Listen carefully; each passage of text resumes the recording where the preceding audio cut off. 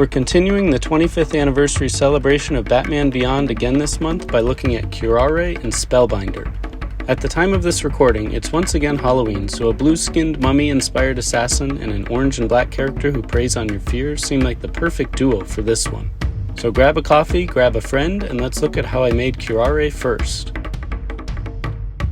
Curare's recipe was another that stemmed from using what parts I had left, and a Harley Quinn would fit the bill fairly well.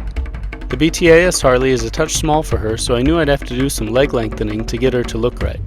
That worked out in my favor too, because the character model design gave her some really long legs. For her head, you could probably use any number of different ones since it's mostly covered up. However, I chose the BTAS Joker because of two reasons. Number one, she shares the same triangular eye shape as Joker, and number two, I still have a bunch of his original heads after getting enough to display all of the Expressions Pack heads on various Joker bodies throughout my collection. The last thing she'll need is a cape. Her cape is a huge part of her visual in my memory because it's so big and she's always jumping through the air with the camera below her. Going with the leftover parts theme, I was lucky enough to have this green Mattel Catwoman cape in my parts bin.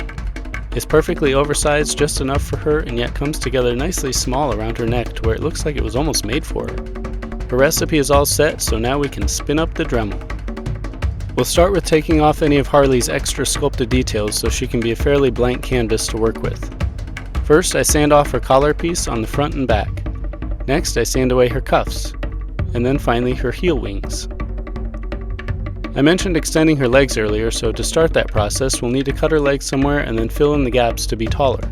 I chose to cut down at her shins to match her character model, and her leg wraps will help to hide any cuts or seams that might be left. The Joker head needs a lot of dremeling to get rid of his hair and his chin.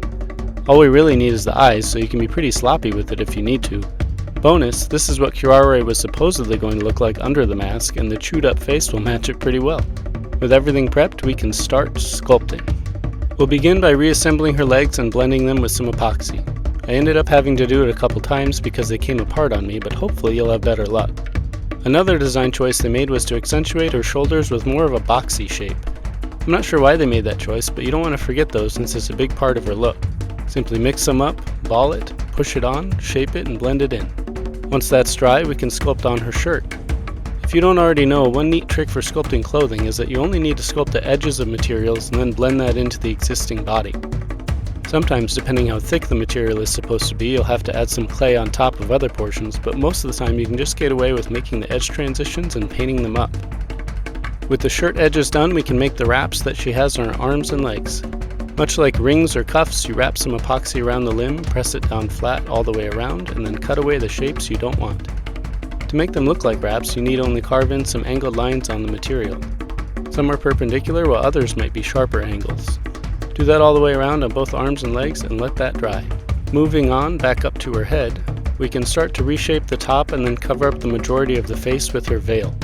Now that I have the hindsight of using green stuff and knowing how powerful it can be, see my Green Arrow video linked above if you don't know what I'm talking about, I'd highly recommend using it instead for her veil so she can still have the chance of moving her head. You can see here that I used epoxy but was still able to get it dremeled down pretty thin later. Right now it's looking very thick and throws off your mental likeness of her. We'll fix that though. Sand away any transition points down smooth and we can flip open some paint. Curare is another one with a pretty simple palette. She has black, white, blue, and a golden yellow.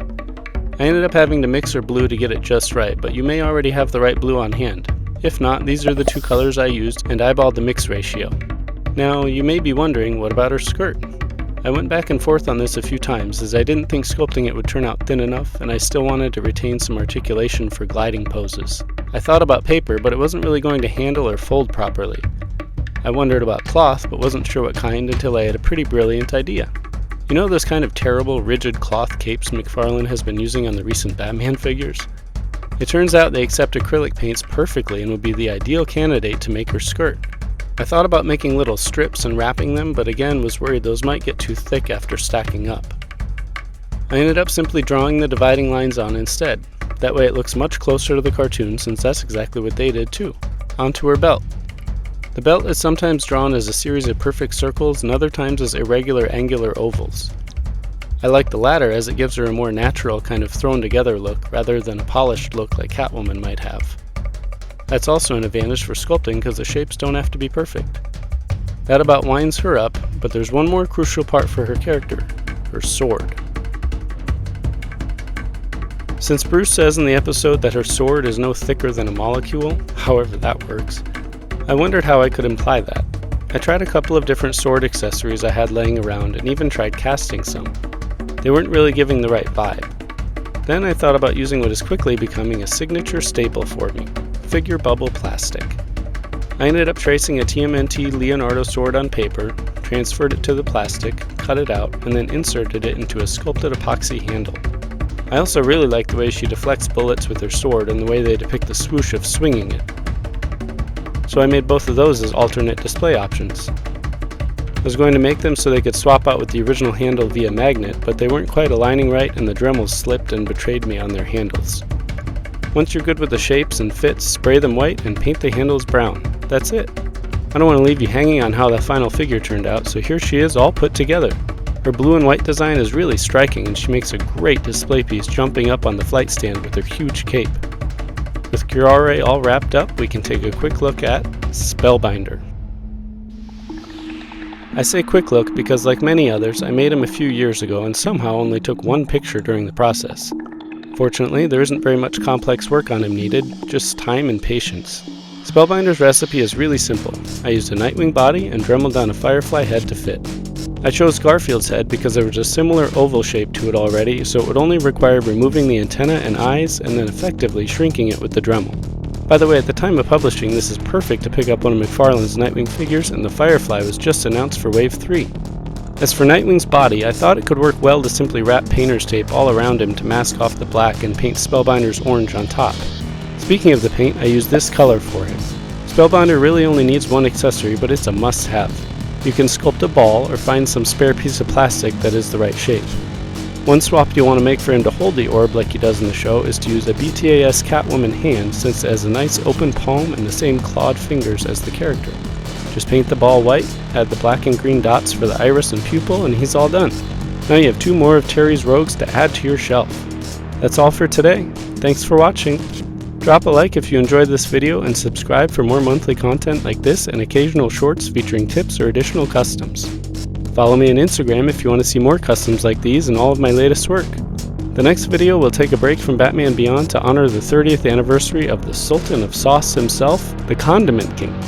This one will be a little different than usual too because we'll be double dipping with him. I'll show you how I made mine and then also some touch-ups to the McFarlane one if you don't want to go all out rebuilding a new guy. Check out the rest of my catalog of videos while you wait for that next one. Have a good one, and happy customizing!